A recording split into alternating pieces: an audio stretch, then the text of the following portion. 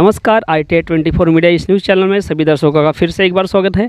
आज हम आए हैं गोंदिया जिले के गोरेगांव तहसील के अंतर्गत आने वाले ग्राम चोपा के एक PSC प्राथमिक आरोग्य केंद्र में, और यहाँ पे हमें सूत्रों के द्वारा पता चला है कि यहाँ PSC में मरीजों की संख्या काफ़ी है, लेकिन यहाँ पे मैन पावर कहीं ना कहीं कम है। अब देखते हैं यहाँ पे जो मरीज आए हुए हैं दवा करने के लिए, जो भी पेशेंट है, हम उनसे मिलते हैं कि उनका यहाँ PSC से लेके क्या अनुभव है। हाँ जी, आइए। क्या आपका नाम बताइए? मेरा नाम मुन्ना तुरकर है सर। मैं बस ये बोल रहा था। सुनिए, आप कहाँ रहते हैं? मैं रहता हूँ गिदाड़ी सर। ठीक है। कैसे सर गिदाड़ी? सुनो, आपकी क्या समस्या है?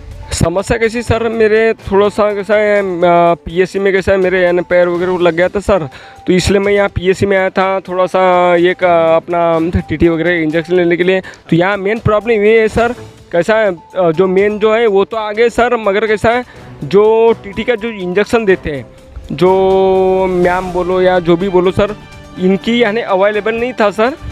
इसलिए मेरी समस्या ये थी कि उनको यानी यहाँ आना चाहिए था। मैं ये बड़े डॉक्टर से ये बोला कि मतलब सर ये ऐसी समस्याएं तो इनको सुलझा लो, बस मेरी यही विनती है सर।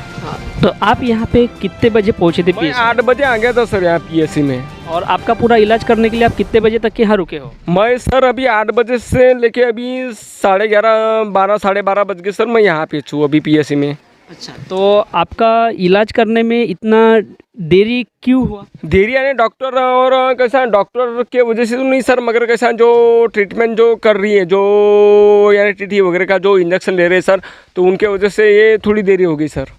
चलो ठीक है। अभी यहाँ के कुछ मरीज हैं, इनसे हम मिले। इनका कहना ऐसा है कि यहाँ पे मैन पावर की कमी होने की वजह से जब पेशेंट 8:30 बजे आता है तो इनको लगभग 11:30 बजे तक, यानी समझो 2-3 घंटे के ऊपर में यहाँ पे एक पेशेंट को अगर इतना समय लग रहा है, तो यहाँ पे पेशेंट यानी कैसे आरोग्य विभाग में जल्द से जल्द तुरंत सेवा मिलना चाहिए करके प्राथमिक आरोग्य केंद्र की निर्माण किया गया है। लेकिन यहाँ पर सुविधा न मिलती हुई असुविधा ऐसे पेशेंट को अगर निर्माण होगी, और पेशेंट को अगर 8:30 बजे यहाँ PSC में आए और 11:30 बजे अगर यहाँ से अपने घर चले जाए, तो इतने में तो तब अच्छा है कि सीरियस पेशेंट नहीं है। अगर सीरियस पेशेंट रहे तो उसकी हालत क्या होगी। और यहाँ पे ऐसे भी पेशेंट हमने देखे हैं कि तलमलाते हुए देखे हैं, जिनको दर्द नहीं सह रहा है, ऐसे भी पेशेंट हमने यहाँ पे देखे हुए हैं। और आइए मिलते हैं यहाँ से संबंधित प्रशासन का क्या कहना है।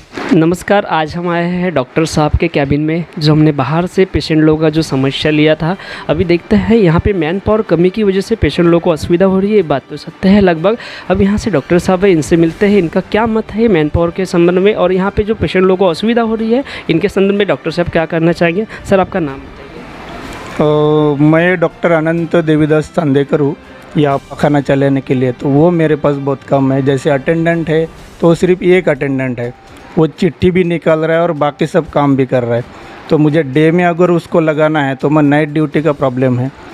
दूसरा, अगर पेशेंट आते हैं तो उनको अगर मुझे OPD के लिए अगर कुछ सिस्टर चाहिए तो मेरे पास OPD सिस्टर भी नहीं है। तो उसके लिए मैं क्या कर रहा हूँ, उपकेंद्र की एक आधी सिस्टर को बुला रहा हूँ और OPD काम कर रहा हूँ। तो वही OPD कर रही है, वही इंजेक्शन्स भी लगा रही है। और उसके साथ में जो सब सेंटर वाले जो 2 सिस्टर रहती है, एक रेगुलर एक कंत्राटी, तो वो दोनों भी सिस्टर मेरे पास वैकेंट है, मतलब वो भी 2 ही पद मेरे पास नहीं है। तो उसके वजह से PSC चलाने के लिए जो मैन पावर चाहिए थी ना रूटीन में, तो वो मैन पावर मेरे पास कम है। तो जो बाहर से मैं एक सिस्टर बुला रहा हूँ, तो उसी सिस्टर से मैं पूरी PSC पे काम करवा रहा हूँ। तो ये मेरी बहुत बड़ी समस्या है। दूसरी एक समस्या उसमें कि हमारे पास फार्मेसी ऑफिसर नहीं है। जो मेडिसिन अगर मैं लिख के दे रहा हूँ तो वो मेडिसिन देने के लिए फार्मेसी ऑफिसर नहीं है। तो वो जो सिस्टर मैं बुला रहा हूँ तो वही सिस्टर फार्मेसी ऑफिसर का भी काम कर रही है। मतलब वही सब दवाई देंगी, वही सब रिकॉर्ड रखेगी और वही सब इंजेक्शन्स वगैरह वही सिस्टर करेगी। इस हिसाब से मैंने अल्टरनेट सबको लगवाया है और ऐसे करके हम दवाखाना कर रहे हैं। सर, मैं आपको बोलना चाहूँगा कि ये इतनी सारी समस्या है, तो आपने लिखित तौर पे कोई प्रक्रिया या निवेदन इस तरह का कुछ सादर नहीं किया आगे अपने संबंधित अधिकारियों को? तो इसके बारे में हम हर बार मतलब हमारी जन आरोग्य समिति में भी ठहराव लिया है। इसके पहले के ठहराव देखे हैं मैंने। और अभी जो हमने रिसेंट में हमने एक लेटर DHO सर को दिया भी है, समस्या उसमें पूरी समस्या भी लिखी हुई है रिक्त पद के बारे में। और रिक्त पद की एक इन्फॉर्मेशन BDO कार्यालय में दिए भी है पंचायत समिति में।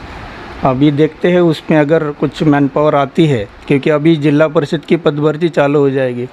उस हिसाब से अगर पद भर्ती में पीएससी चोपा को अगर प्राधान्य दिया जाए, प्रायोरिटी मिले और यहाँ की मैन पावर अगर पूरी तरह से हो गई तो फिर कोई प्रॉब्लम नहीं रहेगा। किसी पेशेंट को ज़्यादा देर वेट नहीं करना पड़ेगा। अभी जो सुबह का जो प्रॉब्लम हुआ वो वेटिंग के वजह से हुआ। उनको ट्रीटमेंट तो मिली लेकिन वेटिंग का प्रॉब्लम हो गया क्योंकि उनको इंजेक्शन के लिए रुकना पड़ा, है ना। धन्यवाद सर, आप हमारे चैनल के साथ अभी तक बने रहे उसके लिए। देखिए सर ने बताया सारी समस्या इस प्राथमिक आरोग्य केंद्र चोपा में मैन पावर की कमी होने से जो पेशेंट की यहाँ पे बहुत बड़ी गर्दी है उनमें गर्दी में बढ़ोतरी हो रही है, लेकिन उनका जो ट्रीटमेंट का समय है, कोई 8 बजे आता है तो 11 बजे अपने घर जाता है। किसी पेशेंट तकलीफ वाला होता है, कोई नॉर्मल होता है, लेकिन ये कहीं ना कहीं गलत है।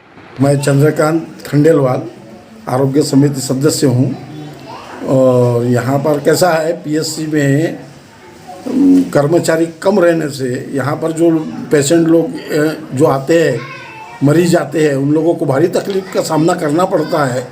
और यानी ये सारी परेशानी है, बराबर समय पर उनकी देख रेख करने वाला कोई रहता नहीं, उनसे पूछने वाला भी कोई नहीं रहता। वही कर्मचारी नाम लिखता है, वही कर्मचारी दवा देता है, इस टाइप का ऐसा यहाँ पर भारी तकलीफ है। हमने बोले भी डॉक्टर साहब को, भाई ये आप लोग इसका ऊपर तक के कंप्लेंट करो। हम भी समिति में जाते हैं, वहाँ पर हर मंथ में मीटिंग होती है, वहाँ जिला परिषद मेंबर लोग भी आते हैं, उन लोगों से भी बोला। जिला स्वास्थ्य विभाग के अध्यक्ष भी आते हैं, उनसे भी हमने बोले कि भाई यहाँ पर भारी तकलीफ है। और ये पीएससी पहले भी 2-3 बख्शिश ले चुकी है, ये इतने अच्छे पीएससी को क्यों ऐसे ख़राब कर रहे हो आप लोग। यहाँ पर सारी चीज़ की सुविधा होना चाहिए। और यहाँ पर कम से कम 15-20 गाँव के लोग आते हैं यहाँ पर, ये सारे अब वो साधारण आदमी आते हैं, उन लोगों को तो भारी तकलीफ है। बड़े लोग तो गोंदे जा करके कहीं भी जा करके अपना ट्रीटमेंट करवा लेते हैं, पर जो गरीब लोग हैं उनका क्या होगा। अरे भाई, उनकी तो सुविधा के लिए ध्यान रखना चाहिए ना। जब वहाँ पे लोगों को अगर आरोग्य की सुविधा नहीं मिल पा रही है तो कहीं ना कहीं प्रशासन इसके तरफ में और इधर के एरिया के जो जनप्रतिनिधि है उन्होंने भी इस समस्या के ऊपर में ध्यान केंद्रित करना बहुत ज़रूरी है। यही हम अपने चैनल के माध्यम से दिखाना चाहेंगे और इस समस्या के ऊपर जल्द से जल्द हमारी न्यूज़ को अगर प्रशासन तक पहुंच पा रही है तो गली से लेकर दिल्ली तक हम कवरेज करते हैं। तो हम हमारे प्रधानमंत्री मोदी जी तक भी ये बात पहुंचाना चाह रहे हैं कि ये जो समस्या चोपा ग्रामीण क्षेत्र में एक पीएचसी में आज हमने विजिट किए, लेकिन ऐसी समस्या अनेकों गाँवों में, अनेकों उपकेंद्रों में यही सेम समस्या है जहाँ कहीं ना कहीं मैन पावर की कमी है। तो यहाँ से संबंधित जो प्रशासन है उन्होंने इस चोपा पीएचसी के तरफ में ज़रूर करके ध्यान केंद्रित करना चाहिए और यहाँ की समस्या दूर करना चाहिए, क्योंकि यहाँ पे काफ़ी गाँव के नज़दीक के गाँव के लोग आते हैं और यहाँ पे समय बहुत व्यतीत करना पड़ रहा है पेशेंट लोगों को और उनमें जो प्रॉब्लम रहती है, प्रॉब्लम भी सामना बहुत करना पड़ता है क्योंकि उनका समय से पहले ट्रीटमेंट नहीं हो पाता। ऐसी ही बहुत सारी भीड़ यहाँ पे लगी हुई थी। हमने कुछ पेशेंट लोगों का बाइट भी आपको सुनाया। हम यही गुजारिश करेंगे अपने चैनल के माध्यम से कि ये समस्या के ऊपर में ज़रूर ध्यान केंद्रित करके यहाँ पे ज़रूर पेशेंट लोगों के साथ जो अन्याय हो रहा है, अन्याय बोल सकते हैं, उसको न्याय दिलाने की कोशिश करें। जय हिंद, जय महाराष्ट्र।